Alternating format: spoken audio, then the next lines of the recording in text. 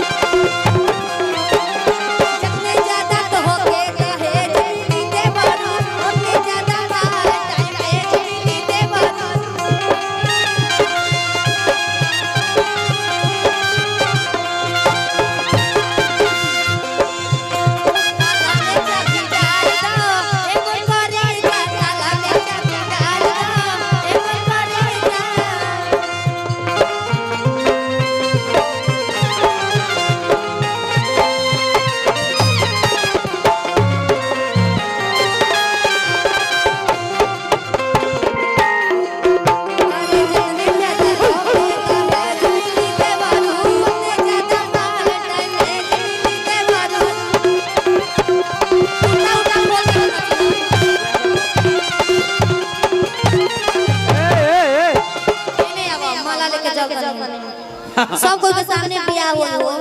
ओ मंगला तहरे के पसंद कइले बाड़ो ने हाय आदमी के साथ मान के हाय छिनारी रानी बने पार्टी के साथ मान के बिया करो बैठो बिया करा तनी बीच में तनी सब कोई के ध्यान में आवे चाहिए साक्षी रह के शादी के ए यार करू तो कैमरा में रिकॉर्ड रहे इच्छा बा इनका इच्छा बा बिया करेंगे हम इनका सपना पूरा ना करम बताओ बैठाओ इनके बैठो सुनो बैठो चलो जयमाला करो सुनो जयमाला अरे जयमाल को डालने वाले अरे जयमाल को डालने वाले जयमाल का लाज रखना जयमाल को डालने वाले जयमाल का लाज रखना जयमाल को डालने वाले जयमाल का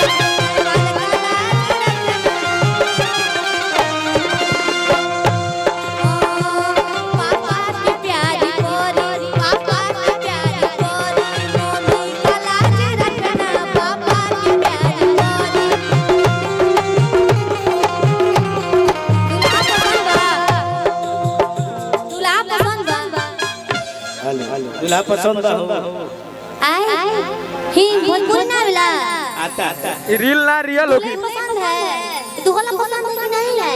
नहीं है इतना कैसा देवर का पसंद है छिनाल काम की हां आई हो का तू कह दो हम देवर पसंद नहीं है हां माइक दो इनके माइक दो लो बोला दाबो काहे पसंद नहीं हो वो छोटा है छोटा से कादा देखो में छोट लगे खाओ करे गंभीर समझ तू पसंद नहीं है बहुत छोटा है अरे छोटा बता का करी जेकरा से मतलब बहुत ठीक बा हम जाना ताने तू कहां ध्यान ज्यादा आओ छोटा भी है सब कुछ छोटा है अरे सब कुछ इधर सुनिए छोटा है इधर सुनिए सब कुछ बड़ा है छोटा नहीं देखो सब कुछ शरीर से छोटा बा दिलवा बहुत बड़ बड़ा बड़िया बा लेकिन के लाइन लागल हमको तो नहीं लग रहा है कि दिल बड़ा